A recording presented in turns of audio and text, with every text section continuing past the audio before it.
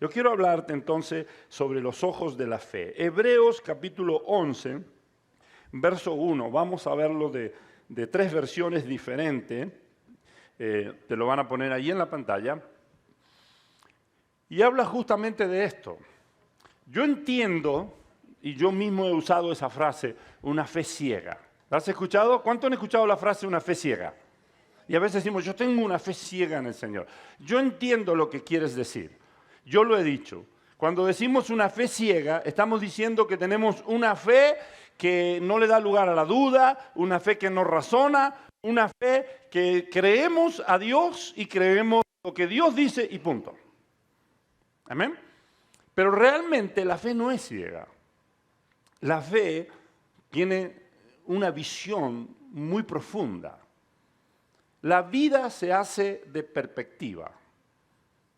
Por ejemplo, cuando la Biblia habla de confrontar y de tener que aconsejar a alguien, sobre todo cuando se trata de cuestiones de relaciones, no importa qué tipo de relaciones, cuando hay un conflicto, la Escritura dice que tú necesitas ver los dos lados de la moneda, los dos lados del asunto. Cuando hay, por ejemplo, un accidente, un homicidio y hay testigo, o pasa algo y hay testigo, quieren entrevistar a todos los testigos las autoridades. ¿Por qué? Porque cuando cuentan a alguien algo, lo cuenta desde su perspectiva. Y no es lo mismo, por ejemplo, que yo estoy parado aquí afuera y estoy presenciando un accidente en la calle y estoy a unos cuantos metros de aquí, y mi perspectiva es diferente a que si alguien estaba parado en la acera, en la vereda, en el cordón, al lado de la calle, y lo ve. Incluso es diferente si alguien ve el accidente de atrás que si alguien lo ve de frente, que si alguien lo ve de un costado. Es bien diferente. La vida se hace de perspectiva. Me gustaría que no te olvidaras de eso.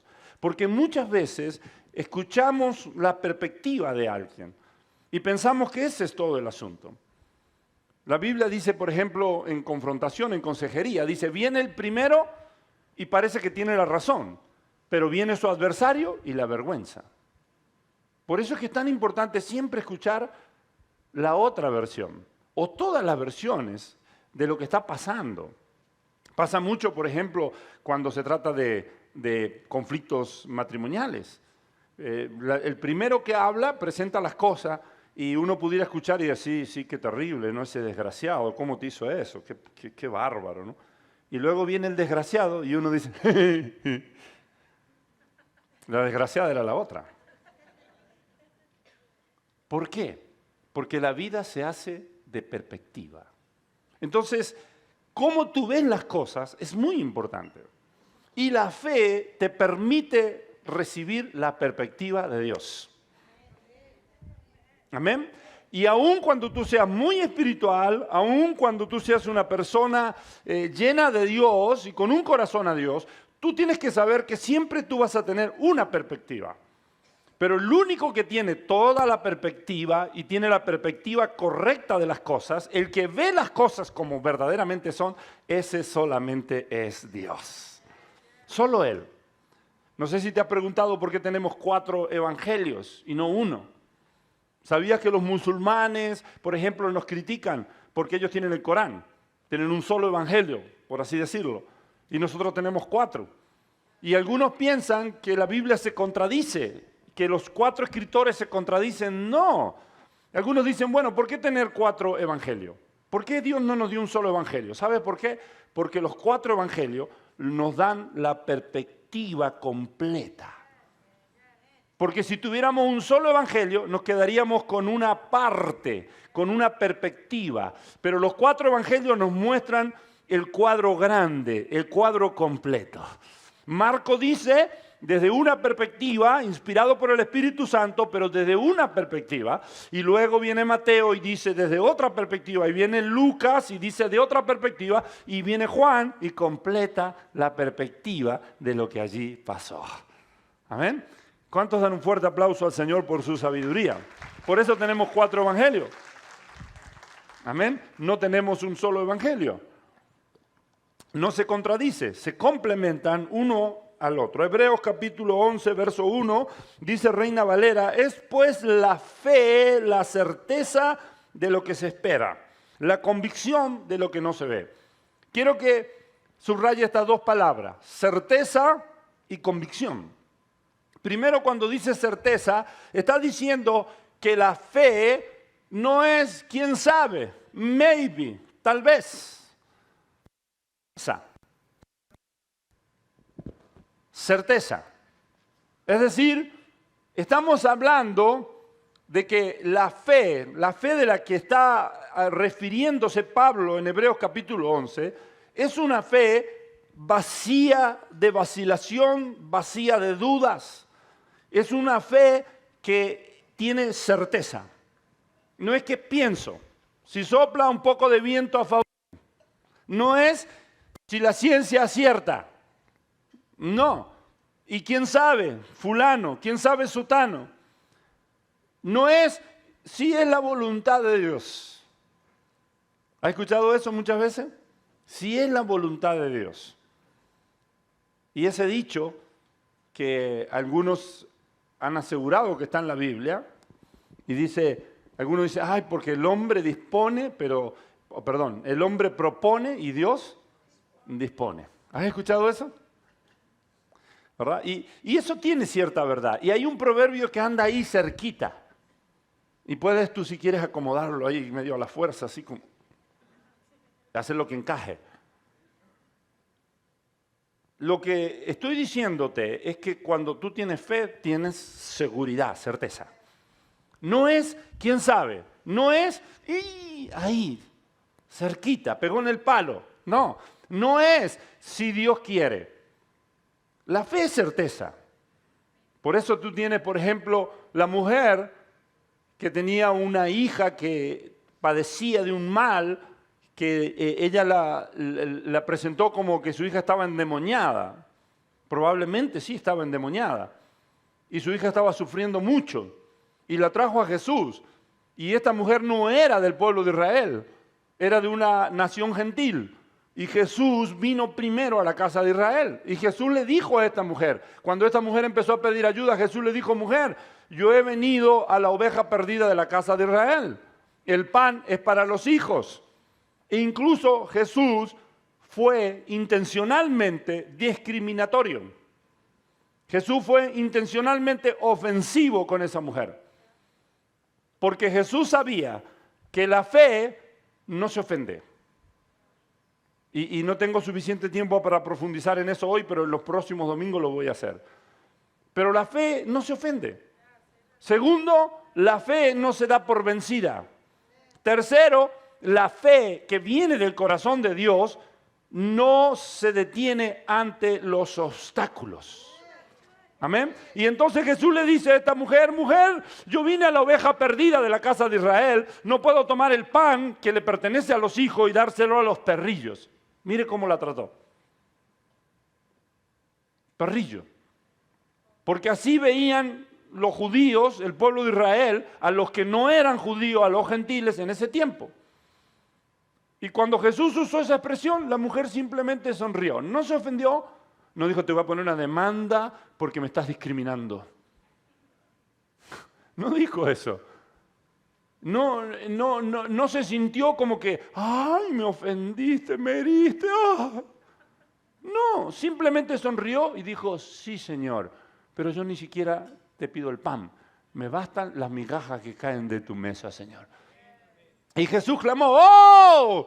¡Wow! ¡Cuánta fe! En todo Israel no he hallado tanta fe. E inmediatamente su hija fue sana. ¿Cuántos dan un aplauso al Señor por eso? Diga conmigo, la fe es certeza. Vamos otra vez, diga conmigo, la fe es certeza. Y tú necesitas llegar a esa certeza. Necesitas llegar a ese nivel de fe. Y la fe es como un músculo. Lo voy a decir correctamente. ¿Estás listo para oír lo que te voy a decir? La fe es un músculo espiritual. Y como todo músculo, con el uso se desarrolla o con el desuso se atrofia y se pierde. Entonces, ¿cómo llego a ese nivel de fe? Tienes que usar tu fe. Tienes que usar el músculo de la fe.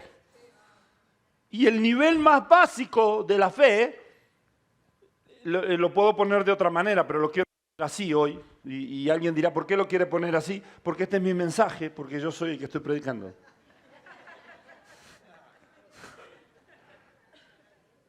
Lo quiero poner así. El nivel más básico de la fe, ¿sabe cuál es? Entender que no se trata ni de mucha fe ni de poca fe, sino se trata de en dónde estás invirtiendo tu fe. Por eso Jesús dijo, por ejemplo, Jesús dijo, cuando alguien vino y dijo, Señor, aumentanos la fe. Y Jesús dijo, si tuvieres fe como un grano de mostaza. Ahora, Jesús no está diciendo que te quedes ahí con esa fe. Ese es el nivel más básico. Si tuvieres fe como un grano de mostaza, en otras palabras, mucha gente se detiene, mucha gente se queda quieta. ¿Por qué? Porque dice, es que yo no tengo suficiente fe. Hay gente que dice, ay, es que no, mi fe no me alcanza. No, no hay fe que no alcance. No importa si tu fe es pequeña. Lo que hace el milagro no es el tamaño de tu fe, es el tamaño de Dios. Y hay gente que se queda con, ay, es que yo soy de poca fe, pastor. Soy de poca fe. ¿What?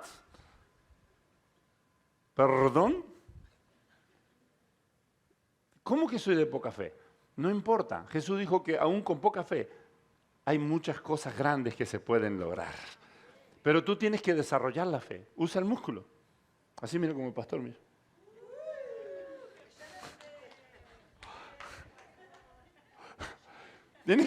Tienes que usar el músculo. Si no lo usas, se va a atrofiar. Y luego dice convicción. Subraye la palabra convicción. ¿Cuántos pueden leer esto en la pantalla conmigo? Convicción. ¿Ok? Convicción. No se trata, escucha, de algo superficial. La convicción es algo profundo. Por ejemplo, si tú tienes una convicción, tú puedes dar hasta tu vida por esa convicción. Tienes que llegar al punto de convicción. ¿Cuáles son tus convicciones en la vida? ¿Cuáles son tus convicciones? Tienes que saber cuáles son tus convicciones. La fe es convicción.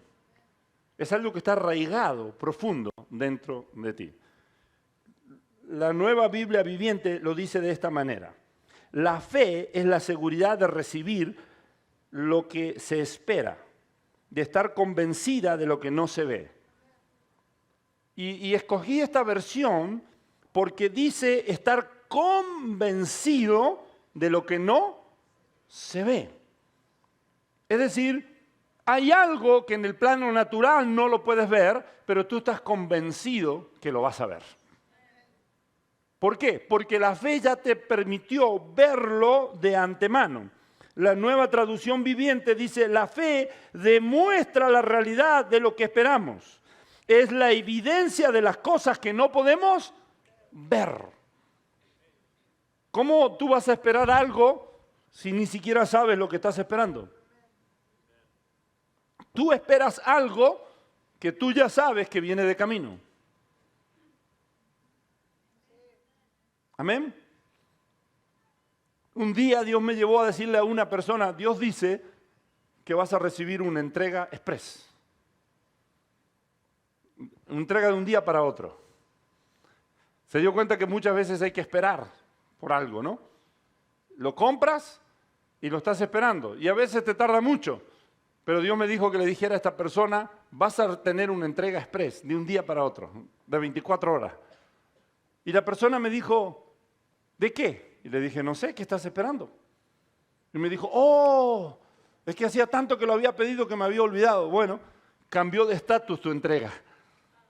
Ahora no viene en correo regular, ahora viene entrega express de un día para otro. Pero ¿qué es lo que tú esperas? Algo que tú ya sabes que viene de camino. No lo tienes en la mano, pero ya lo visualizaste, ya lo viste, ya sabes que viene de camino. Y dice que la fe te permite, te da evidencias de las cosas que no puedes ver. Es decir, llega un momento en que tú lo puedes mostrar, decir, acá está, ¿ves? Acá está. Este es. porque tú lo pudiste ver de antemano.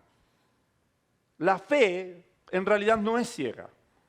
La fe te permite ver la vida, te permite ver las cosas desde la perspectiva de Dios. ¿Me permiten hacerles una observación? Gracias. Dios quiere que vea. ¿Cuántos quieren ver? Pero ¿lo vas a ver desde una perspectiva humana o desde la perspectiva de Dios? Dios quiere que veas la vida no desde una perspectiva humana, racional, sino que lo veas desde la perspectiva de Dios. Y eso es lo que te permite la fe. La fe te permite ver más allá de lo humano, de lo comprensible, de lo racional, de lo natural, y tú puedes ver por medio de la fe lo que todavía no es, pero tú tienes certeza que serás. Lo que todavía no vino a ti, pero tú sabes, ya salió de camino, ya salió de camino, ya viene hacia mí. ¿Cuántos pueden decir, yo sé que mi sanidad ya viene de camino? ¿Cuántos dicen, la restauración ya viene de camino? ¿Cuántos pueden decir, esa casa viene de camino, ese empleo viene de camino, ese cónyuge viene de camino? Yo ya lo vi, ya lo vi, ya lo vi. Ya lo pude ver. ¿Cómo lo veo? Por medio de la fe. Y todo el libro de Hebreos 11 está lleno de esto. Por eso quiero que veas conmigo Hebreos capítulo 11 y quiero que veas el verso 3 y 4. Junto conmigo vamos a ver el verso 7 también y luego terminamos en Hebreos 11 con el verso 23. Hebreos 11:3. Por la fe entendemos que el universo fue formado por la palabra de Dios. De modo, escucha esto, que lo visible no proviene de lo que se ve. Wow, quiero que le eche coco a esto. Dice que de modo que lo visible, es decir, lo que tú hoy puedes ver, no proviene de lo que se vio. Esto teológicamente es muy profundo. Y me gusta cómo lo dice la Nueva Versión Internacional, porque le da más sentido a las palabras que están en griego. Dice dos cosas. Primero, tú y yo, como fuimos creados a la imagen de Dios, podemos crear. Nosotros tenemos invención. Dios nos da imaginación, nos da creatividad, nos da la capacidad de inventar. Pero el hombre puede crear desde lo que hay.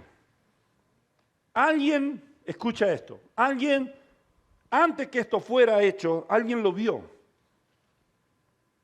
Lo tuvo en su imaginación, lo vio y ya supo qué es lo que quería y supo el uso que le iba a dar. Pero la persona para crear esto tuvo que crear desde lo que existía. Madera, hierro, plástico, creó de lo que existe.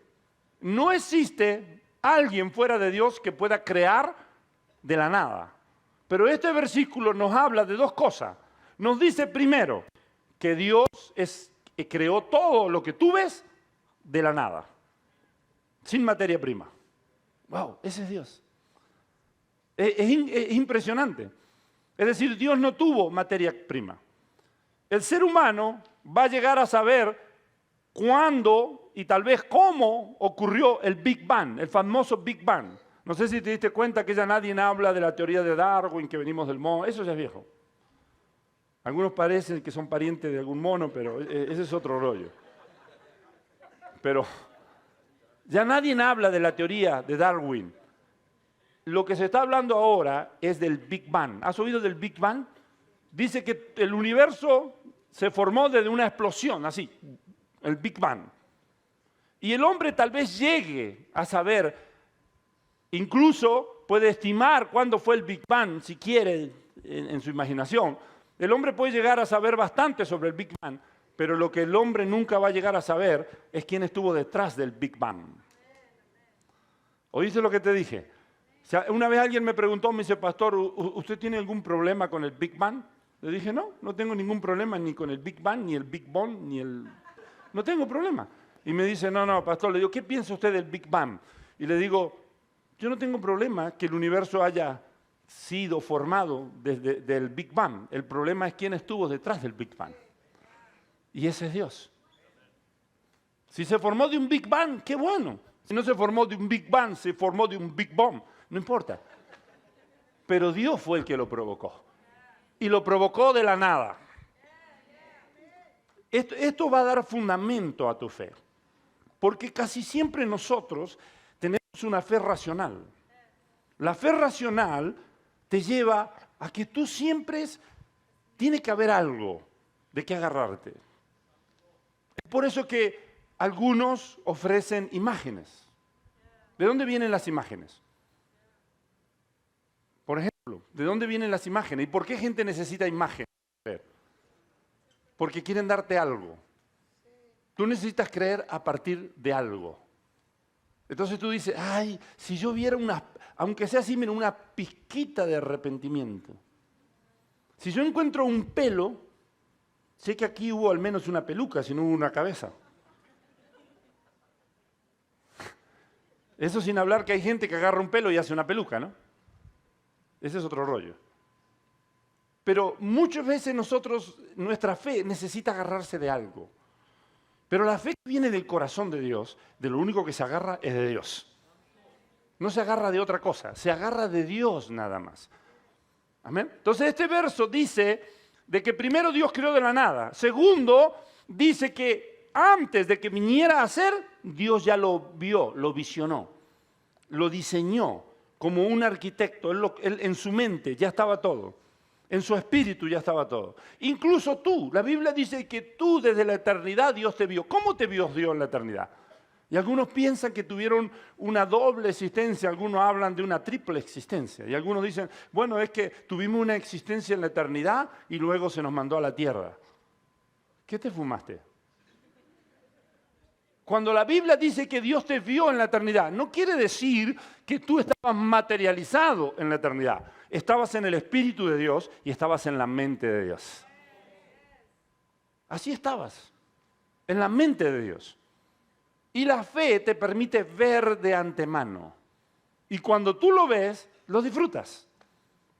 Hay un problema con los visionarios. Y los visionarios, el problema que tienen es que para ellos las cosas son tan reales antes que pase, que cuando pasan, muchas veces tienen que ser intencionales en celebrarla y en disfrutarla, porque no lo pueden celebrar, porque dice, pero si yo ya sabía que iba a pasar.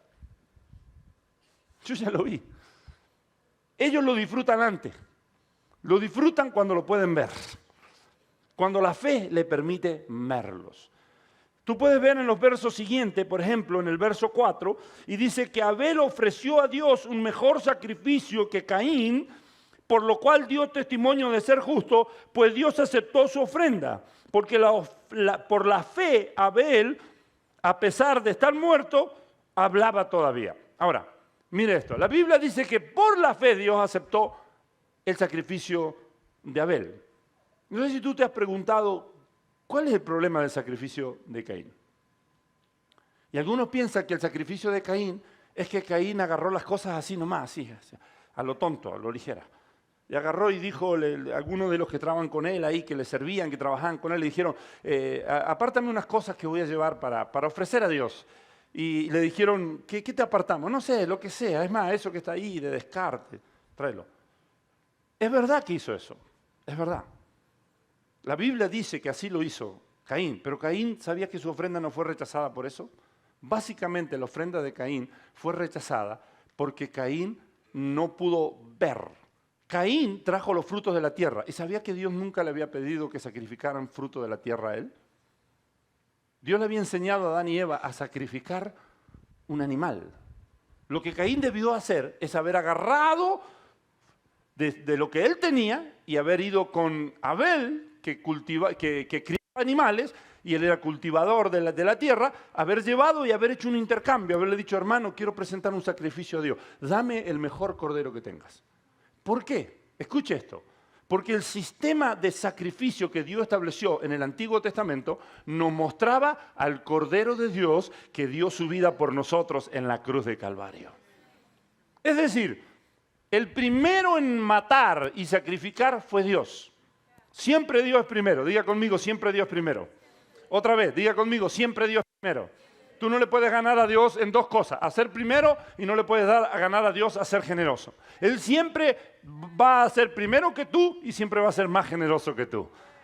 Tú puedes intentar ser como Dios, pero no le puedes ganar a Dios en eso. Dios fue el primero en sacrificar. ¿Cuándo sacrificó Dios? Génesis capítulo 3. La Escritura dice que Adán y Eva, para cubrir su vergüenza, se habían hecho taparrabos. Habían buscado hojas de higuera y se habían tratado de cubrir su vergüenza. Pero vino Dios y los vio desnudos, porque las justificaciones nuestras son trapos de inmundicia delante de Dios. Porque nuestras excusas del por qué actuamos mal son taparrabos. No nos cubren nuestra vergüenza. Lo único que cubre nuestra vergüenza es la sangre de Cristo derramada en la cruz de Calvario. Entonces, en Génesis capítulo 3, escucha esto, Génesis capítulo 3, el primero que mata es Dios. Dios va a Génesis capítulo 3 y dice que agarra y lo viste de pieles a Adán y a Eva. ¿De dónde sacó las pieles Dios? Tuvo que sacrificar. Génesis capítulo 3, Dios le enseña el sistema de sacrificio a Adán y a Eva. Y Eva lo siguen enseñando a sus generaciones. Dios le enseñó que un día vendría el Cordero de Dios que quitaría toda la vergüenza. Así que Dios tomó un animal, lo sacrificó, le enseñó el sistema de sacrificio a Adán y Eva. Escuche esto, ¿por qué Abel ofreció por fe? ¿Qué significa que ofreció por fe Abel? ¿Sabe qué significa? Que Abel tomó el cordero y cuando tomó el cordero lo vio a Cristo Jesús. Abel lo vio a Cristo. Tomó el cordero y él dijo, un día los seres humanos dejarán de sacrificar animales porque Dios entregará a su único hijo en sacrificio por todos nosotros. La fe lo permitió verlo. Abel vio a Cristo morir en la cruz del Calvario. ¿Cómo lo vio? Por medio de la fe. La fe le permitió verlo miles de años antes. Caín nunca lo pudo ver. Seguro que sus padres le enseñaron, hay que ofrecer un cordero, el mejor cordero, un cordero de menos de un año, perfecto, sin ningún defecto. Lo mejor tienes que tomarlo y traerlo a Dios. Pero él no entendía, él dijo, ofrece, como muchos cristianos que no entienden nada, ¿verdad? Dios le dice, hazlo así. Y dice, ¿por qué lo tengo que hacer así? Lo hago así. Lo importante es que lo haga. No, no solo tienes que hacerlo como Dios quiere que tú lo hagas. Voy a decirlo de nuevo, no solo lo tienes que hacer como Dios quiere que tú lo hagas. Y Abel pudo verlo por la fe. ¿Sabías que Jesús dijo que Abraham pudo ver su día? Y lo querían matar a piedradas por eso, y lo trataron de blasfemo, y le dijeron, si tú tienes cerca de 30 años, y Abraham ya debe tener, no sé, miles de años, ¿cómo es posible que tú digas que Abraham vio tu día? Ellos creían, escuche esto, ellos creían que Jesús estaba diciendo que él era contemporáneo de Abraham. Jesús no estaba diciendo eso. Jesús dijo, escucha esta palabra, por favor. Jesús dijo, Abraham vio mi día. ¿Sabes cuándo Abraham vio el día del Señor? Cuando por la fe obedeció a Dios y estuvo dispuesto a entregar el Isaac. Dios le dijo a Abraham, entrégame el Isaac. Y Abraham, por la fe, decidió, yo le voy a entregar el Isaac. El hijo de la promesa, lo más precioso para él. Lo tomó, lo llevó y lo puso en el altar de sacrificio. Y cuando Abraham levantó el cuchillo para matar al Isaac, escuchó una voz del cielo, detente Abraham, no lo hagas. Si en vez de haber sido Isaac hubiera sido la suegra, Abraham hubiera dicho, no soy hombre que se arrepiente, y hubiera bajado el cuchillo. Pero como era el Isaac,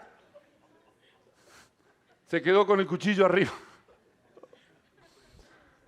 Y Abraham escuchó a Dios, detente Abraham. Olvídeselo de la suegra, quédese conmigo en la imagen esta. Detente Abraham. Y entonces Dios le dice a Abraham, Abraham, no tienes que matar al Isaac. Y dice que Abraham miró. Por favor, si puedes leer esa historia, quiero que te vayas a ese pensamiento. Dice que Abraham miró, eso es lo que la fe te hace. Estoy poniendo el fundamento de lo que Dios te va a administrar esta mañana, que va a ser poderoso. Pero Dios quiere que tú aprendas por la fe a verlo. Tienes que poder verlo. Abraham miró Y dice que vio un cordero que estaba enredado por los cuernos. Y Dios le dijo, toma el cordero y sacrifica el cordero. Cuando Abraham miró, ¿sabe que no vio un cordero? ¿Sabe lo que vio? Vio a Jesús colgando en la cruz de Calvario y sonriéndole. Abraham vio el día del Señor. En ese monte lo vio. Por la fe lo pudo ver. ¿Cuántos dan un aplauso al Señor por eso?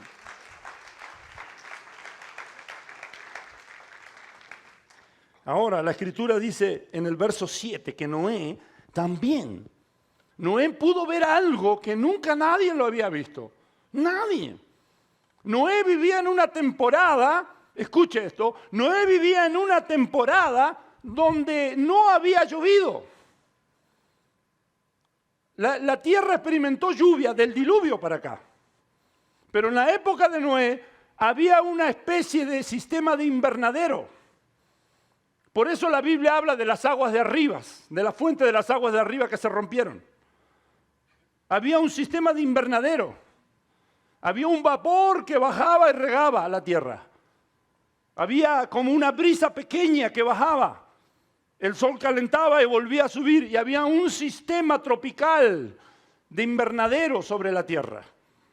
Y había un sistema ciclónico, donde el agua subía y bajaba, pero en forma de rocío, en forma de vapor, subía y bajaba en forma de rocío. Nunca nadie había visto llover. Ahora imagínate que viene Dios y le dice, Abraham, quiero que te hagas un barco que va a ser la envidia del Titanic. Quiero que te hagas un arca. Y Dios le dice, porque va a caer tanta agua del cielo, va a llover tanto, que se va a inundar la tierra. Los picos de los montes más altos serán cubiertos por agua, porque se romperán la fuente de las aguas que están abajo y la fuente de las aguas que están arriba.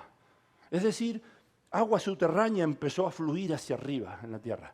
Y todo el agua que estaba arriba en el cielo. Por eso dice que llovió 40 días y 40 noches sin parar. Porque toda esa agua estaba contenida en las nubes arriba. Ahora, ¿sabes cuánto tuvo que trabajar Noé para construir el arca?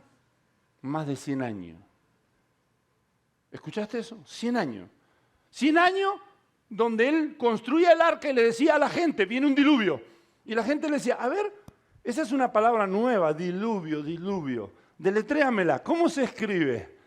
¿Qué significa diluvio? Y él le tenía que explicar y decirle, mire, se van a romper las fuentes de abajo. Y yo me lo imagino a Noé tratando de explicar algo que él lo había visto por la fe. Pero nadie más lo había visto. Él lo había visto por la fe, él ya había visto llover por la fe, pero nadie lo entendía. Entonces Noé le decía, mira, abajo en la tierra hay agua y se va a romper la tierra. El agua va a fluir. Está en la época de Noé, imagínate. Algunos todavía no entienden, ¿no? No era la era digital, ni siquiera el pizarrón para hacer dibujitos, no.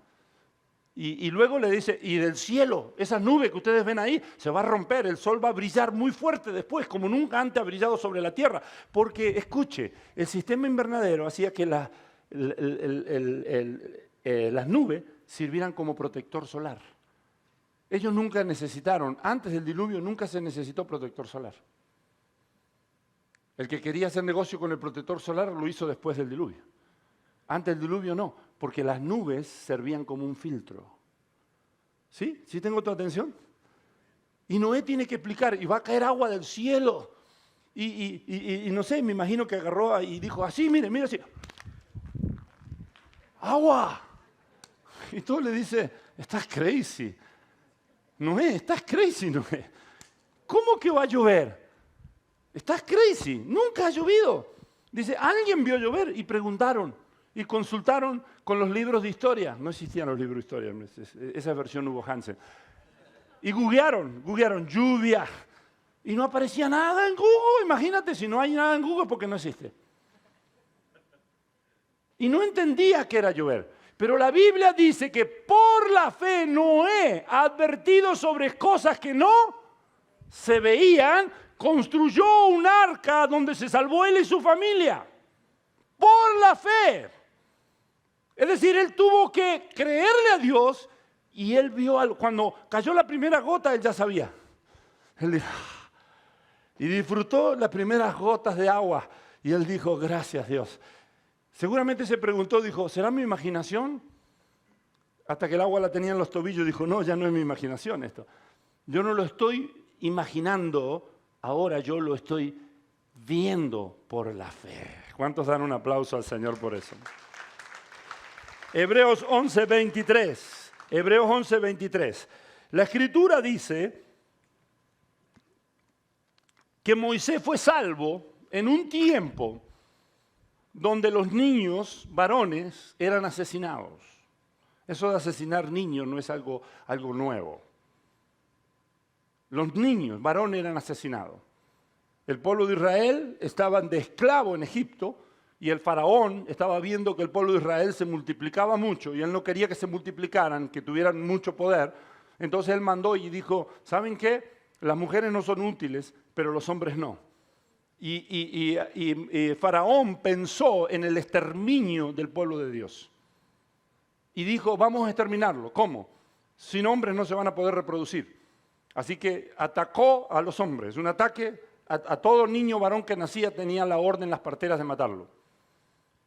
Y una madre hebrea, mire lo que dice aquí, que esa madre hebrea lo escondió a Moisés durante 3 meses. Pero mire el motivo que ella tuvo para esconderlo. Porque primero, no nos dice que esta madre tuvo otros hijos. Es muy probable que haya tenido otros hijos varones antes y después que fueron muertos por la partera. Pero la madre dice que vieron, es decir, ella pudo ver que era un niño precioso. Entonces la Biblia, ¿qué quiere decir cuando dice que la madre de Moisés lo vio que era un niño precioso, un niño bonito? ¿Sabe qué significa? Que ella vio por la fe un destino especial para ese niño. El niño nació y ella sintió. Toda madre, por favor, no me malinterprete, no estoy hablando de algo emocional. La fe no es emocional, la fe es espiritual. Voy a decirlo de nuevo, la fe no es emocional, la fe es espiritual. Agarren a estas jóvenes, están todos los jóvenes aquí, espero que sean inteligentes y estén aquí. Escuche, la fe no es emocional. No se trata de una emoción, me emocioné. No, la fe es espiritual. No importa de estado de ánimo. La fe no depende de estado de ánimo. Amén. La fe no depende de estado de ánimo. Y la Biblia dice que ella lo vio precioso. ¿Qué significa eso? Que ella pudo ver en Moisés que él iba a cumplir un destino grande en Dios. Y ella dijo, a costa de mi propia vida, yo tengo que salvarlo a este niño. Porque yo no sé si tú sabías que ella arriesgó su vida durante 3 meses. Porque si la llegaban a encontrar los egipcios, que ella había guardado a su hijo varón y lo tenía con ella, la mataban a ella y mataban a ese niño y exterminaban toda su casa. Por la fe eres capaz de arriesgar tu propia vida. ¿Estás aquí conmigo? Yo me he jugado el pellejo por la fe. El que le cree a Dios, se la juega. No sé si a veces te han preguntado, ¿pones la mano en el fuego por fulano? ¿Sabes qué? Yo pongo la mano en el fuego, pero no por él, sino porque conozco al Dios que va a transformar su vida. Jugársela por la fe. ¿De dónde viene? Precisamente porque tú puedes ver algo. Y esta mujer lo vio. Diga conmigo, la fe tiene 2 grandes ojos. Diga conmigo, los ojos de la fe. Tú necesitas aprender a ver la vida desde la perspectiva de Dios, no desde la perspectiva humana, racional y natural. No se necesita ser muy inteligente para ver la vida desde una perspectiva humana. La gente de Dios no estamos aquí para contar las noticias, estamos aquí para hablar en fe. Hello, voy a decirlo de vuelta. Si no lo agarraste, agárralo, despiértate por favor, toma esto. La gente de Dios no estamos para contar las noticias, estamos aquí para hablar en fe. Y para poder hablar en fe, yo tengo que ir más allá de la realidad natural. Hablar las cosas como son, eso cualquiera lo puede hacer. Y algunos son profesionales en hacerlo. Pero yo no estoy aquí parado para contarte las noticias a ti. Tienes demasiadas noticias. Yo estoy aquí para hablarte de la perspectiva de Dios, cómo Dios ve las cosas. Yo no estoy para hablarte a ti y tú como un hijo de Dios no deberías hablar lo que las cosas son. deberías hablar de cómo Dios quiere que sean las cosas. Porque hablar lo que las cosas son es contar la noticia. Y algunos cuentan la noticia con el diario de ayer. Pero se necesita fe para hablar del corazón de Dios. A veces lo que vas a ver delante de ti en el plano de lo natural es tan duro, es tan difícil, es tan complicado. Ves a alguien y lo ves en el plano de lo natural y no das nada por esa persona. No das nada. No das nada por ese matrimonio. Lo ves en el plano de lo natural. Y la razón te dice que no apuestes nada por eso. No des nada por eso. Porque lo racional te dice que no vale la pena. Pero tú lo miras y no lo ves con los ojos naturales y racional. Lo ves desde el corazón de Dios.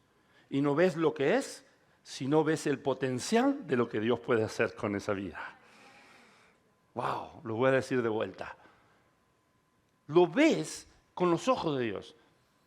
Y ahora vas a ver que Dios es el Dios que llama a las cosas que no son como si fuesen. Es decir, Dios te vio a ti. Y no es que Dios se negó a ver la realidad, porque la fe no niega la realidad. Pero la fe ve más allá de lo natural y racional. La fe ve la mano de Dios.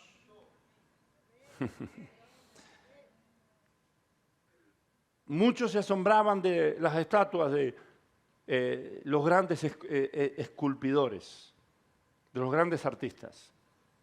Pero esas grandes estatuas, yo no sé si tú has visto estatuas, yo tuve la oportunidad de ir a Europa, que es la cuna del renacimiento, de las artes, y pude ver estatuas increíbles. Por ejemplo, ¿cuántos han oído de el David de Da Vinci? ¿Sí? Una estatua increíble. Si tú vas a Italia, vas a Florencia, tienes que ver el David de Da Vinci. Pero ¿sabías que el David de Da Vinci fue formado de una piedra que no tenía sentido, una piedra que la pensaban desechar? Y el artista la miró y dijo, no tiren esa piedra. Le dijeron, pero está estorbando esta piedra acá. Y él dijo, no la tiren. Y empezó y agarró su cincel y su martillo y la empezó a trabajar. Y cuando terminó, nadie podía creer la obra de arte que había sido hecha desde esa piedra. Ese es Dios. Ese es Dios que ve tu vida. Ese es Dios que ve tu salud. Ese es Dios que ve tu matrimonio. Ese es Dios que ve tu finanza. Dios no ve solo la realidad. Dios no ve lo racional. Dios ve más allá. Ve lo que Él es poderoso para hacer. ¿Cuántos dicen gracias, Señor? Tengo solo 5 minutos para terminar, así que vas a correr conmigo, me ayudan en las pantallas. Mateo capítulo 6, verso 22 y verso 23. Mira lo que Jesús te advierte. Dios te dice, Jesús te habla y te dice que tienes que aprender a ver la vida desde la perspectiva de Dios. Te dice que los ojos son la lámpara del cuerpo. Los ojos. No está hablando de tus ojos físicos. Está hablando de los ojos espirituales, está hablando de los ojos de la fe. Los ojos de la fe son la lámpara del cuerpo. Ahora, tú puedes tener un ojo natural, diga conmigo ojo natural, diga conmigo visión natural. La visión natural ve lo racional, la visión natural ve lo que cualquier ojo humano lo puede ver. Pero tú tienes que tener un ojo espiritual, tienes que tener los ojos de la fe, porque tus ojos, es decir, tu perspectiva, diga conmigo perspectiva, el cómo veo las cosas, eso es la lámpara del cuerpo. Por lo tanto, si tu visión, me gustaría que subrayaras esa palabra si tienes tu Biblia, si tu visión es clara, todo tu ser disfrutará de luz. ¿Cómo ves tú?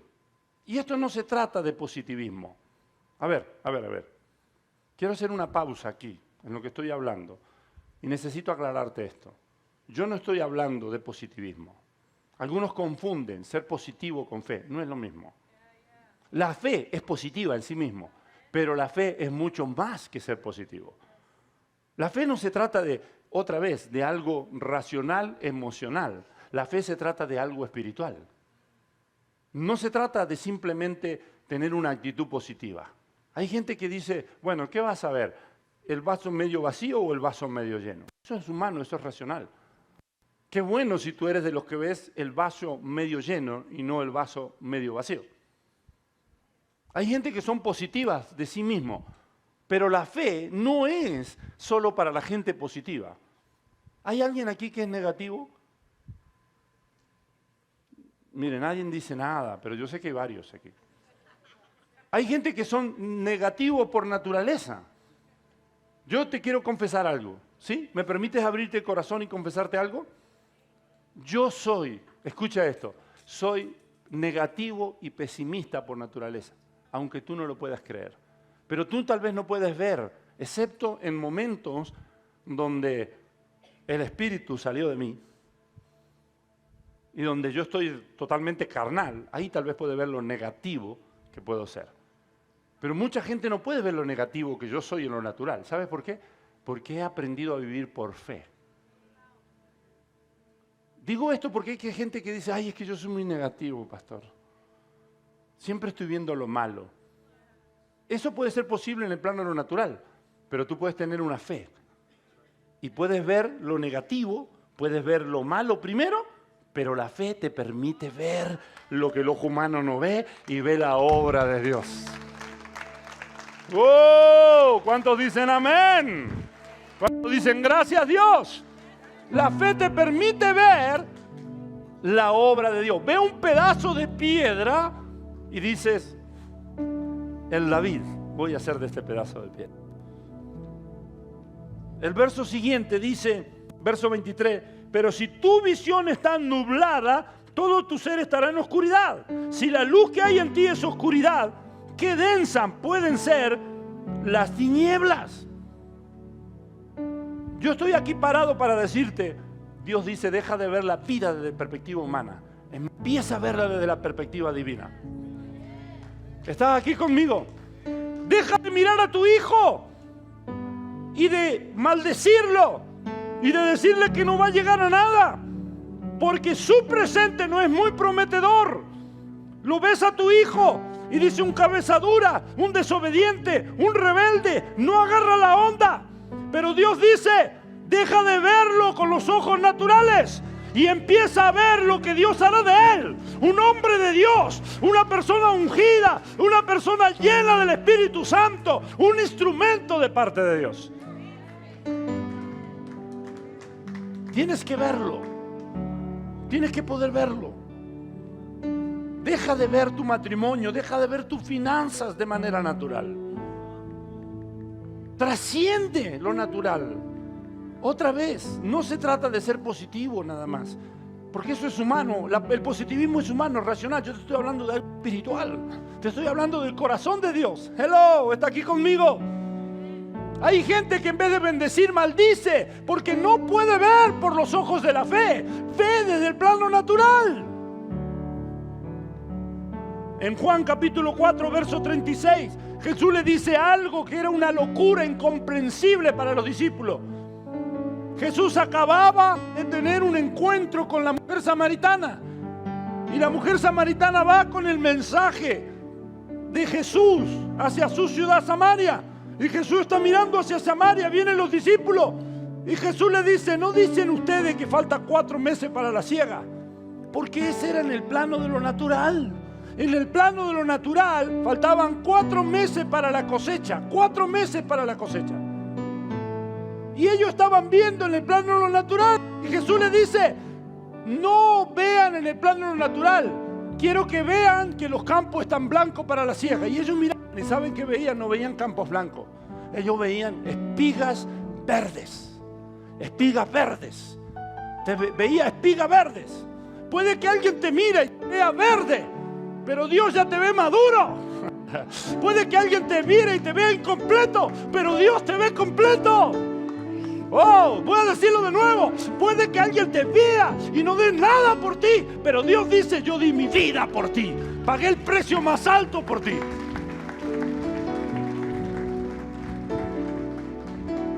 Quiero que veas Juan capítulo 9, verso 1 al verso 7. Te voy a contar la historia. Si quieres tomar nota, Juan 9, del verso 1 al verso 7. Otra vez. ven a un hombre ciego. ¿Y sabe lo que hace la perspectiva humana racional? Escucha, la perspectiva humana racional es vacía de esperanza. La perspectiva humana racional es discriminativa. La perspectiva humana racional es una perspectiva que condena a las personas y roba toda esperanza. Ven, hijo, párate rápido y corre aquí.